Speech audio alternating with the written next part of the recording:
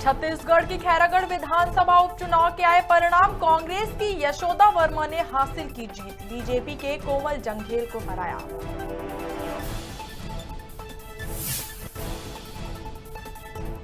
कांग्रेस अध्यक्ष सोनिया गांधी ने पार्टी नेताओं के साथ की आपात बैठक, चुनावी रणनीतिकार प्रशांत किशोर हुए शामिल। पीके ने 2024 के चुनाव में भाजपा को हराने का बनाया रोड मैप।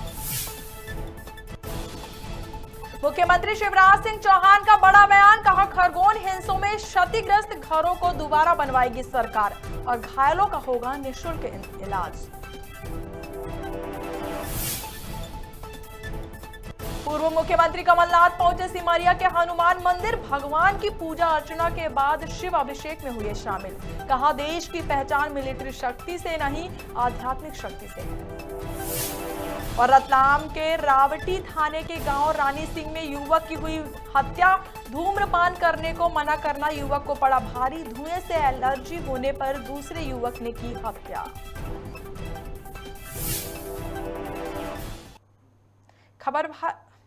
नमस्कार, खबर भारत में आपका स्वागत है। मैं हूं आपके साथ हिमांशी गुप्ता। चलिए बढ़ते हैं खबरों की ओर।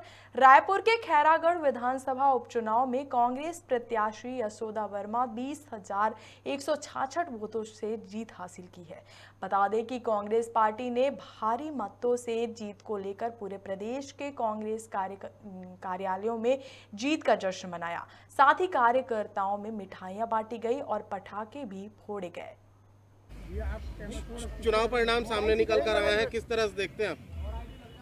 जनता ने जो निर्णय दिया वो स्वीकार है, क्योंकि खैरागढ़ विधानसभा में गवर्नमेंट के द्वारा, छत्तीसगढ़ गवर्नमेंट के द्वारा जिस तरह से चुनाव लड़ा, खुद के द्वारा 27 जगह सभा करना, फिर शराब का वितरण, पैसा का, साड़ी का, सारा चीज़ वितरण किया। उसके बाद मैं संघर्ष में था और मेरे भारतीय जनता पार्टी के कार्यकर्ता सभी डट कर मुकाबला किए और इस मुकाबला में हम लोग पीछे हो गए।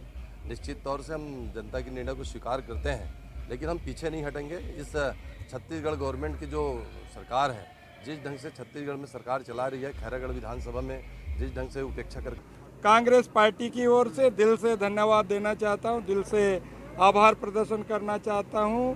खैरागढ़ की महान जनता ने कांग्रेस पार्टी, हमारी सरकार, माननीय भूपेश बघेल सरकार की नीतियों, योजनाओं को लेकर हम जनता के बीच में गए थे और जनता, खैरागढ़ की महान जनता ने उसमें मुहर लगा दी है।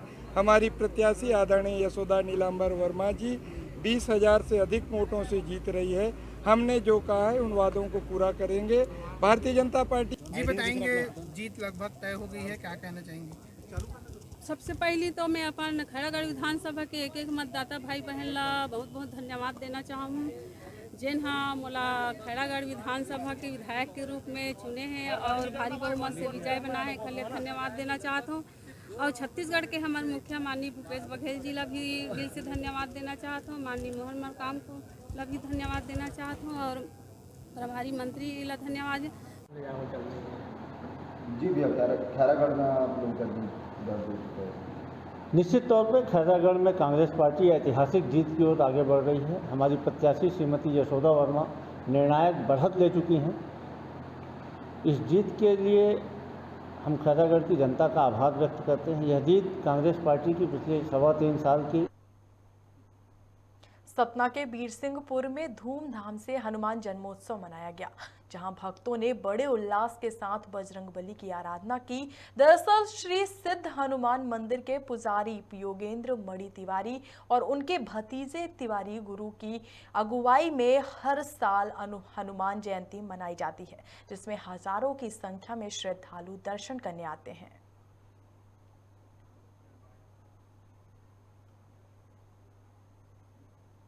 बिलासपुर में केसीसी वितरण कार्यक्रम का आयोजन किया गया, जिसमें सेवा सहकारी समिति के सैकड़ों किसान उपस्थित रहे।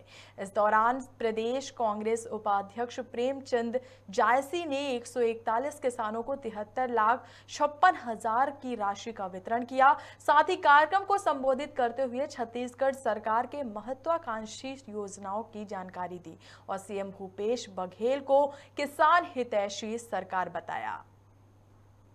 केसीसी के माध्यम से चेक वितरण 147 किसान को कुल मिला करके 73,56,000 की ऋण का चेक आज वितरण किया। कौन कौन ग्राम पंचायत के लोगन में फायदा मिला? इसमें सुलौनी है, भरारी है, जलसो है और आसपास के 5 से 6 ग्राम पंचायत के किसानों को पूरी केसीसी के ऋण का चेक आज वितरण किया। खैरागढ़ विधानसभा उपचुनाव में कांग्रेस प्रत्याशी को शानदार जीत मिली है, जिससे यह बात साफ हो चुका है कि कांग्रेस ने जिला बनाने की घोषणा का जो दावा खेला वो मुख्यमंत्री भूपेश बघेल का मास्टर स्ट्रोक साबित हुआ। वह इस जीत के साथ ही कांग्रेस जनता से किए वादे पूरे करने की कोशिश करेगी।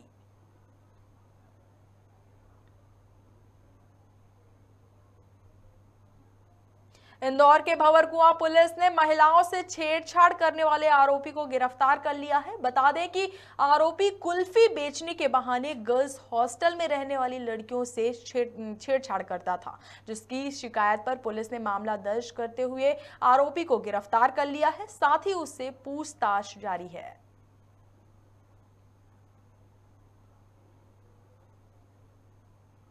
ये एक युवती ने थाना पर आकर के लिखित आवेदन पत्र दिया है कि उसके साथ पिछले 11 वर्षों से एक व्यक्ति जो उसका परिचित है वो लगातार उसका शादी का झांसा दे करके उससे उसका शोषण करता रहा है।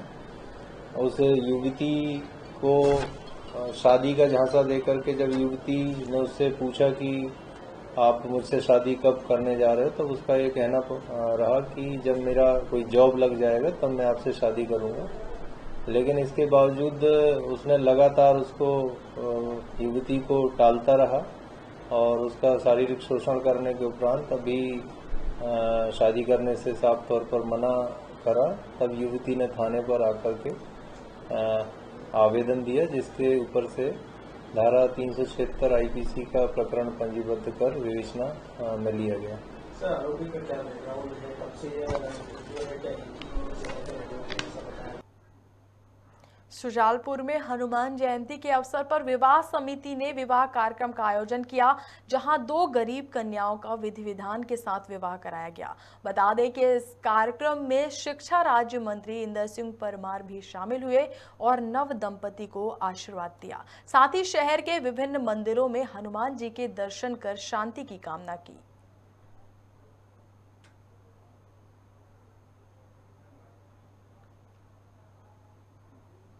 एमडी ड्रग्स रैकेट में लंबे समय से फरार चल रहे कुख्यात ड्रग्स पेडलर अदनान को इंदौर पुलिस ने गिरफ्तार कर लिया है। बता दें कि आरोपी युवाओं को हर्बल ड्रग्स बताकर एमडी ड्रग्स की लत लगवाता था और उनसे लाखों रुपयों की वसूली करता था। साथ ही ड्रग्स बेचने के लिए नए नए तरीके भी अपनाता था। वहीं अदनान की गिरफ्तारी के बाद उसे महाराष्ट्र पुलिस को सौंप दिया गया है।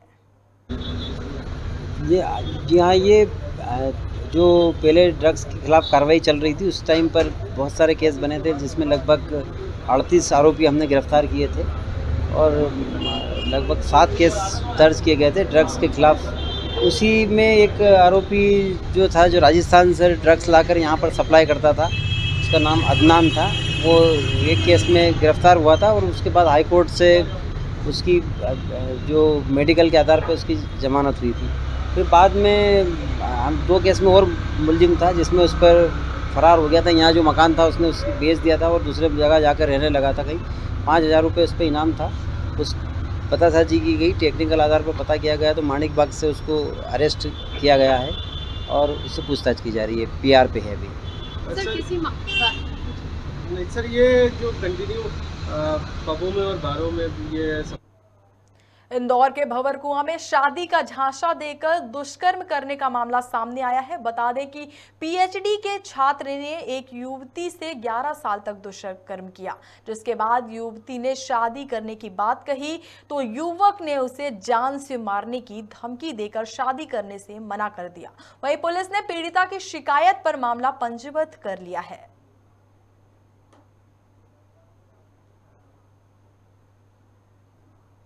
नरसिंहपुर के गाडरवारा में हनुमान जयंती मनाई गई। इस अवसर पर भव्य शोभा यात्रा निकाली गई, जहां सभी व्यापारियों ने अपनी अपनी दुकानें बंद रखी, साथ ही एकता का संदेश दिया। वहीं इस शोभा यात्रा में जाने माने संत कालीचरण जी मौजूद रहे।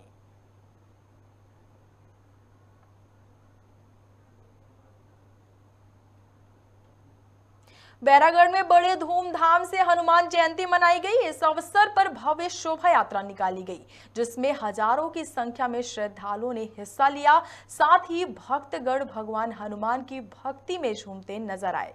वहीं महाआरती के बाद प्रसाद का वितरण भी किया गया।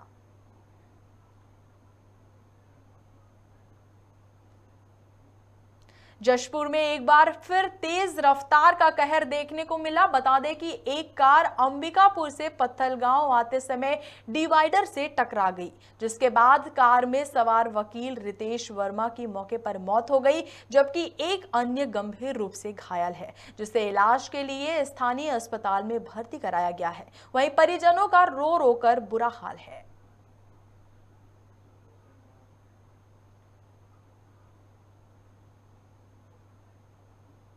नरसिंहपुर के गोटे गांव में धूमधाम से हनुमान जन्मोत्सव मनाया गया, जिसमें केंद्रीय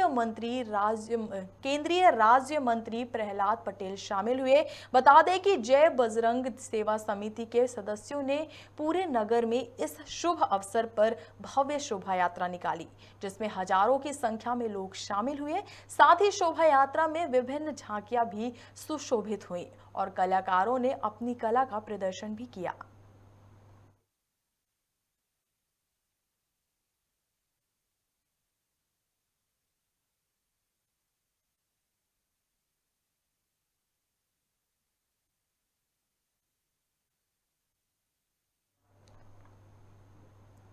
अलीराजपुर में युवा कांग्रेस के कार्यकर्ताओं ने हनुमान जन्मोत्सव पर हनुमान चालीसा का पाठ किया, जिसके बाद हनुमान जी की महाआरती उतारकर प्रसाद वितरण की।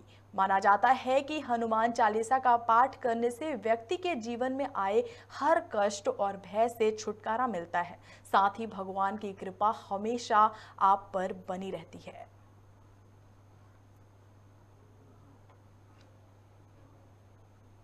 खबर भारत में खबरों का सिलसिला लगातार जारी है। बने रहिए खबर भारत के साथ। नमस्कार।